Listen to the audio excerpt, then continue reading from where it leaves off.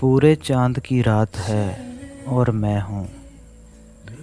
चाँद मेरे साथ है और मैं हूँ। करता है सरगोशियाँ मेरे कानों में, उदास ना हो मैं जो तुम्हारे साथ हूँ। मेरी ठंडी और मीठी रोशनी तुम्हारी रूह में सरात करती है। सुनो, तुम क्यों उदास बैठे हो? खूबसूरत रात है, तुम हो और मैं हूँ।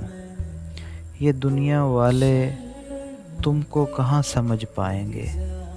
तुम बिल्कुल मेरे जैसे हो, अनमोल, तन्हा, दुनिया से बहुत दूर, किसी और ही देश के लगते हो। तुम मुझको तकते रहते हो, मैं तुमको तकता रहता हूँ। तुम मुझको अपने लगते हो, मासूम से भोले भाले से। एक कांच की तरह लगते हो, बरसों की सनाशाई है, या यूं ही अच्छे लगते हो। कहना है और भी बहुत कुछ, मगर बोझल आज तुम लगते हो।